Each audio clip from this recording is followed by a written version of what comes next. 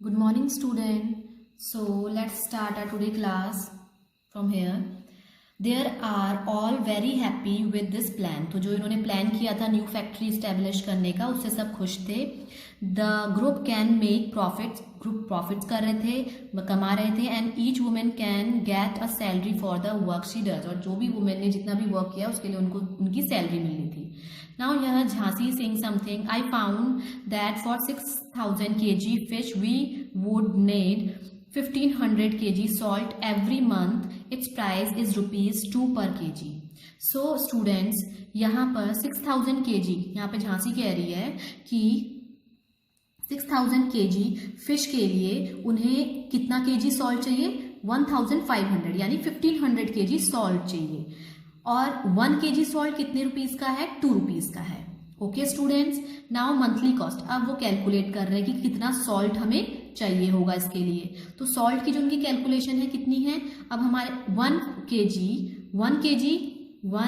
kg 2 rupees का है.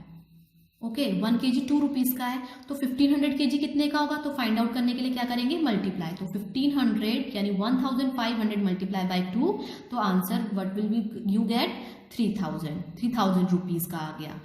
Packing and बस चार्ज, उनको पैक करना, उसके बाद इधर से उधर ट्रांसपोर्ट करने में जो बस चार्जेस होगा वो भी कितना है?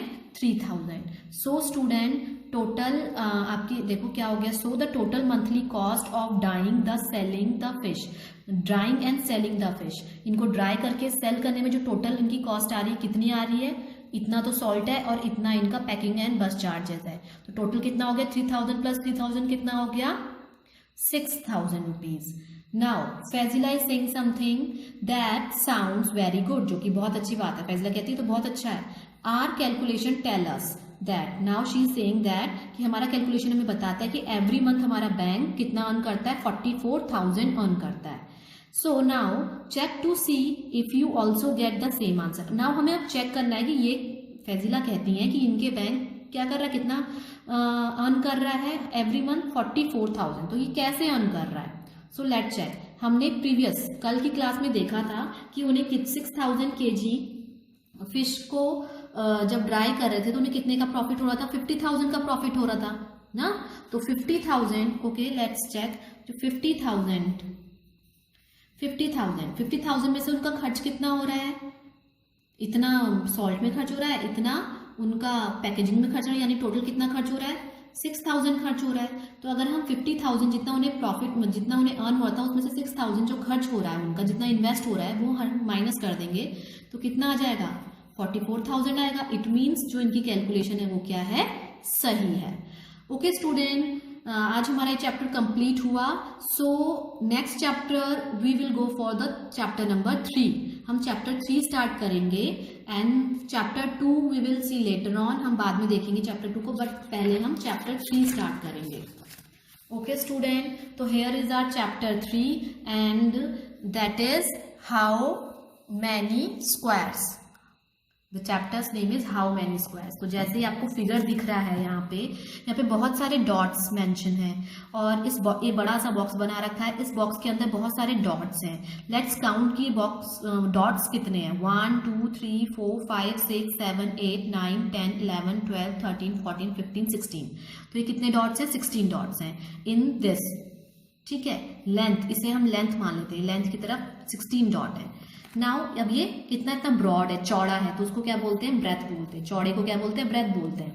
तो ये कितनी हो जाएगी? कितने पॉइंट्स हैं इसमें? 1 2 3 4 5 6 7. तो इट मीन्स कितने पॉइंट्स हैं इधर? 7 डॉट्स हैं या 7 पॉइंट्स हैं, आप कुछ भी बोल सकते हैं. So students what we have to do, how many squares, यानी कि इस बॉक्स के अंदर कितने स्क्वायर्स हैं. इस पूरे चैप्टर में हम यही पढ़ने वाले हैं कि जो स्क्वायर्स से कितने स्क्वायर्स हैं, उनका क्या एरिया है, उनका क्या पैरामीटर है. What is parameter and what is area, we will see later on कि एरिया क्या होता है, पैरामीटर क्या होता है. ओके स्टूडेंट्स, किसी भी चीज को हम मेजर कर रहे हैं किसके, उन्हें स्क्वायर्स के, उनको स्क्वायर्स में डिवाइड करके हम उसको मेजर करेंगे. तो this is all about in this chapter. ये सारा चैप्टर इसी पे है कि हम जो जितनी भी शेप्स हैं, जितनी भी थिंग्स हैं, अगर हम स्क्वायर्स में उन्हें डिवाइड करें तो हम उन्हें मेजर कर सकते हैं. Now in this figure see measure the sides of the red square, हमसे बोल रहा है जो ये रेड स्क्वायर उन्होंने बनाया है, इस रेड स्क्वायर को हमें क्या करना है, मेजर करना है। Measure the side of the red square on the dotted sheet, ये जो डॉटेड शीट है, इस डॉटेड शीट में ये रेड स्क्वायर बनाया हुआ है, हमको इसको क्या हमारे क्या करना है, हमें इसकी साइड्स को मेजर करना है with the help of a scale. Draw here as many rectangle as possible, जितने रेक्टेंगल होंगे, जितने पॉसिबल रेक्टेंगल हम इसमें बना सकते हैं वो हमें बनाने हैं यूजिंग 12 सच स्क्वायर।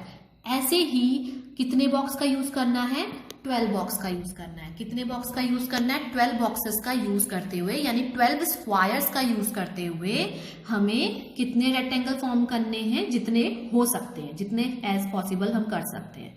तो I hope that you all know that what is rectangle.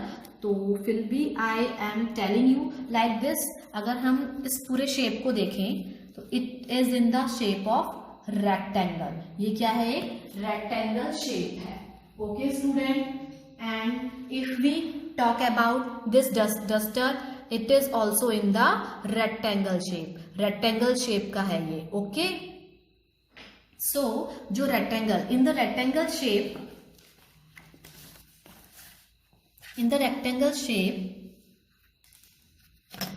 like this, I am forming a rectangle for you. This is a rectangle. So this is the length and this is the breadth. Okay student, ये लंबाई हो गई और ये चौड़ाई हो गई, its length और इट्स ब्रेथ। तो रेक्टेंगल में लेंथ और ब्रेथ दो चीजें होती हैं। Clear? Now come to the topic. So now I am going to measure it. मैं पहले से मेजर करने वाली हूं कि ये कितने सेंटीमीटर का है। देखो, hair one dot, the starting dot is here, next dot is here, so I will put my scale here. so कितना आ रहा है, 1 सेंटीमीटर, it is 1 सेंटीमीटर। ऐसे भी चेक करें तो ये वाला भी 1 centimetre. now if we will check like this, तो here again 1 centimetre. it means कि इसकी चारों साइड्स क्या हैं, इक्वल हैं, और कितनी साइड कितनी सेंटीमीटर की हैं, 1 सेंटीमीटर की है। कितनी सेंटीमीटर की है, 1 सेंटीमीटर की है। सो यानी कि जितने भी डॉट्स हैं, ये सारे डॉट्स जो जितनी भी डिस्टेंस है, यानी यहां से लेके यहां तक की डिस्टेंस 1 सेंटीमीटर, यहां से यहां तक की 1 सेंटीमीटर, यहां से यहां तक की 1 सेंटीमीटर। यानी कि जो डॉट्स के बीच में जो डिस्टेंस है, जितने भी डॉट्स हैं, सब डॉट्स की जितने भी बीच की डिस्टेंस है वो कितनी सेंटीमीटर है बेटा, 1 सेंटीमीटर है। Now we will start making the squares in it. So थोड़े some of squares I will make, some of the rectangle I will make, कुछ रेक्टेंगल्स मैं बना दूंगी। Okay, and this the format, आपको ये पूरा फॉर्मेट अपनी कॉपी में ड्रॉ करना है। मैंने आपको बता दिया कि इसकी लेंथ साइड में 16 डॉट्स हैं और ब्रेथ साइड में 7 डॉट्स हैं। तो इसी तरह से आप अरेंज करके इन सीक्वेंस वे में आप इन डॉट्स को आप अपनी कॉपी में फॉर्म करें, और इट्स ईजी, ये कोई टफ काम नहीं है, आप कर सकते हो। फिर आप इसमें खुद से रेक्टेंगल क्या करेंगे, फाइंड आउट करेंगे using the 12 such squares. 12 such squares को यूज करते हुए रेक्टेंगल फॉर्म करेंगे। 2 3 I will form here for you. So 1 2 3 4 5 6 7 8 9 10 11 12। So here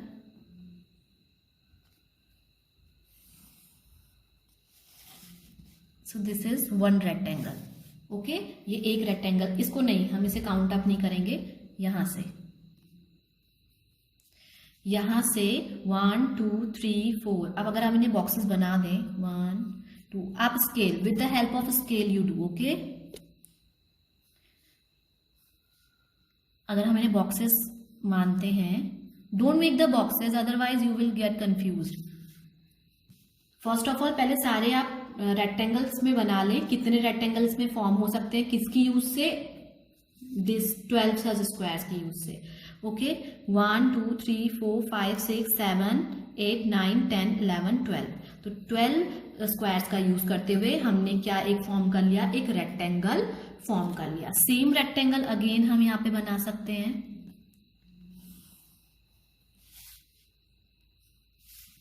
same rectangle, एक और रेक्टेंगल हमने फॉर्म कर लिया और वो सेम 1 2 3 4 5 6 7 8 9 10 11 12 बॉक्सेस का यूज करते हुए। सो बेटा दिस इज अ एक्टिविटी, तो हम इस एक्टिविटी को कर रहे हैं फॉर फाइंडिंग्स दैट कि 12 कितने इस पूरे बॉक्स में कितने रेक्टेंगल्स इन स्क्वायर्स का यूज करते हुए फॉर्म हो सकते हैं, बना सकते हैं। सो हेयर देखो एक रेक्टेंगल ए भी फॉर्म हो गया। देखो बॉक्सेस काउंट करते हैं 1 2 3। अगर हम इसे पूरा बॉक्सेस फॉर्म में कर दें तो it will be easy to understand it. So 1 box 2 3 4 5 6 7 8 9 10 11 12। तो ये 12 बॉक्सेस का यूज करते हुए हमने एक और रेक्टेंगल क्या करा, फॉर्म करा। ओके, तो हमारे पास कितने रेक्टेंगल हो गए, 1 2 3 रेक्टेंगल मैंने आपके लिए फॉर्म कर दिए। रेस्ट ऑफ द रेक्टेंगल आप फॉर्म करना। Now how many rectangles could you make, तो यहाँ पर आप आंसर करोगे कि आपने इस वाले पूरी शीट में, डॉटेड शीट में कितने रेक्टेंगल फॉर्म कर पाए आप, किसका यूज करते हुए, 12 ऐसे स्क्वायर्स का यूज करते हुए। Okay student, this is your homework, आपको ये करना है आपके होमवर्क में। Now let start from here. Each rectangle is made out of 12 equal squares. आपने इसे देखा कि हर एक रेक्टेंगल कितने स्क्वायर से मिलके बन रहा है, 12 स्क्वायर से मिलके बन रहा है। दीज आर स्क्वायर्स जो जिनकी चारों साइड बराबर होती हैं उन्हें हम क्या बोलते हैं, स्क्वायर्स बोलते हैं। Whose a figure whose all 4 sides are equal are called squares. Okay, and what is rectangle, जैसे मैंने अभी बताया, जिसकी लेंथ और जिसमें ब्रेथ होती है, and both the lengths are equal and both the breadths are equal. So each rectangle is made out of 12 equal squares, so all have the same area। तो अगर जितने भी हमने एक स्क्वायर अभी हमने मेजर किया था 1 सेंटीमीटर का, तो सारे स्क्वायर्स जो होंगे वो सेम एरिया के होंगे। यहाँ पे एरिया के बारे में बात हो रही है। So what is this area, अभी बात करते हैं। But the length of it boundary will be different, लेकिन उसकी बाउंड्री की लेंथ क्या है, डिफरेंट है। Okay, so what is boundary, what is area, first of all we will clear this. Okay okay, area, what is area, पहले हम इसे figure से समझते हैं। Like this is a square board, ठीक है, ये एक स्क्वायर बोर्ड है, square board. In this square board I have to paint this all, मुझे इसको पूरे को क्या करना है, पेंट करना है। तो कितनी जगह, मतलब कितना पेंट मेरा इसमें यूज होगा, या मुझे आप ऐसा समझ लो कि ये एक स्क्वायर बोर्ड है और मुझे इसे पेपर से कवर करना है, तो कितना पेपर मेरा यूज होगा इस पूरे को कवर करने के लिए। तो इसको पूरे को कवर करने के लिए मुझे पूरा, मतलब इसे पूरा कवर करने के लिए पूरा सेम इतना ही शेप का पूरा पेपर चाहिए होगा। इट मीन्स हम यहाँ पे बात कर रहे हैं इस स्क्वायर बोर्ड के पूरे एरिया की, पूरा एरिया के बारे में बात कर रहे हैं। इट मीन्स व्हाट इज, अभी हम जो बात कर रहे हैं वो किसके बारे में बात कर रहे हैं, एरिया के बारे में बात कर रहे हैं। जब हमें व्हेन एरिया, मतलब what is area, area is the measure of a space inside a reason.